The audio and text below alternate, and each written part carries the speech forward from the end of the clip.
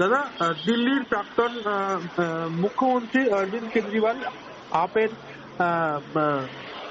মূল নেতা, তার জেল মুক্তি একেবারে দিল্লি হাইকোর্টের তরফ থেকে বলে দেওয়া হলো যে অরবিন্দ কেজরিওয়ালের বিরুদ্ধে কোন রকম উপযুক্ত প্রমাণ এবং তথ্য দাখিল করতে পারেনি সিবিআই। সারা ভারতবর্ষে 2014 সালের পর থেকে বিরোধী মানেই হচ্ছে শত্রু, বিরোধী মানেই হচ্ছে তাকে নিকেশ করো, বিরোধী মানেই হচ্ছে তাকে ধ্বংস করো, তার ক্যারেক্টার অ্যাসাসিনেশন করো। বিভিন্ন জায়গায় যেমন কেন্দ্রের সরকার কার্যত যুদ্ধ ঘোষণা করেছে বিরোধীদের বিরুদ্ধে। দেখুন, আমার সঙ্গে রাজনৈতিকভাবে আপের ডিফারেন্সেস থাকতে পারে, কিন্তু মিথ্যে মামলা, এজেন্সিকে তাদের বিরুদ্ধে ব্যবহার করা, এটা কার্যত বিজেপি সরকার যে ফ্যাসিস্ট চেহারা, the ugliest face of a fascist government, যারা বিরোধীকে মনে করে দেশের শত্রু, গণতান্ত্রিক ব্যবস্থা ধ্বংস করতে চায়। প্রথমে সংবিধানের শপথ নেওয়া প্রধানমন্ত্রী এবং যারা, তারা সবসময় বিরোধীদেরকে এই দেশে শেষ করে দেওয়ার যে চক্রান্ত করছে, সংবিধানকে ধ্বংস করে দেওয়ার চক্রান্ত করছে, এটা তার জলজান্ত উদাহরণ। আমরা সেদিনও বলেছিলাম, আজকেও বলছি যে প্রতিনিয়ত মিথ্যা মামলা দিয়ে এদেরকে শেষ করতে চাইছে। তবে এটা বেশি দিন দেখুন, সত্য প্রতারিত হয় কিন্তু সত্য পরাজিত হয় না, এটা প্রমাণ হলো আজকে।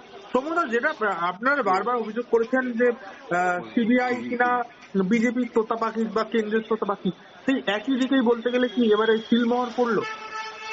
না, সিলমোহর দেখুন, এই যে কথাগুলো বলছেন, এই কথাটা দেখুন আপনারা আপনাদের মতো বলছেন, আমরা তো বারবার বলছি সাংবিধানিক প্রতিষ্ঠানগুলোকে প্রথমে কুক্ষিগত করা এবং তাকে নিজেদের মতো করে ব্যবহার করা বিরোধীদের বিরুদ্ধে, এটা তো কনস্ট্যান্টলি হয়ে যাচ্ছে।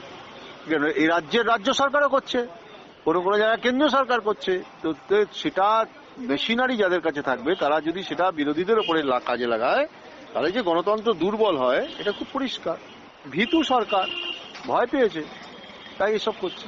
যদি একটা ছোট্ট প্রশ্ন, শেষ প্রশ্ন, এই যে অরবিন্দ কেজরিওয়ালের বিরুদ্ধে অভিযোগ, কোন রকম অভিযোগ উঠলো এবং তার তথ্য প্রমাণ দাখিল করতে পারলো না, একইভাবে কিন্তু এখানে রাজ্যেও দেখা গেল কিনা অনুব্রত মন্ডল, এইদিকে পার্থ চট্টোপাধ্যায়, একাধিক যারা গ্রেপ্তার হলো সিবিআই এর হাতে, তাদের বিরুদ্ধে কোনো তথ্য প্রমাণ দাখিল করতে পারলো না সিবিআই।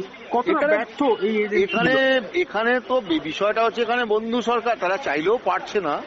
তার কারণ তারা মনে করছেন যে এদেরকে বিব্রত করা যায় না, এদের বিব্রত করা উচিত নয়, তাই করছেন না। নইলে এইখানে 2014 সালের পর থেকে চিটফান্ডের মামলা থেকে শুরু করে কোনো মামলাতেই আদালতের তথ্য সন্ধান মানে আপনি ভাবতে পারছেন যে অনুব্রত মণ্ডলের ক্ষেত্রে একজন ইন্টারপ্রেটার পাওয়া যায় না বলে, বা অনুবাদক পাওয়া যায় না বলে তাকে ছেড়ে দিতে হয়। কোনো রহস্যেরই বা কোনো তদন্তের কোনো দুর্নীতিরই কিনারা হয় না এই রাজ্যের ক্ষেত্রে। আদালতের রায়তে দোষী সাব্যস্ত প্রমাণিত, কিন্তু এখানে তো তদন্তই হলো না, দুটো ভিন্ন বিষয়। যে দিল্লিতে যে ঘটনাটা ঘটেছে সেখানে তো আদালতের রায়, আর এখানে তো আদালত পর্যন্ত পৌঁছানোরই সওয়াল নেই না, তদন্তই হচ্ছে না, তদন্তকে দীর্ঘায়িত করে অন্ধকারে রেখে দেওয়া হচ্ছে। পরিষ্কার বোঝা যাচ্ছে যে দিল্লির সরকার এই রাজ্যের সরকারকে বিব্রত করতে চায় না।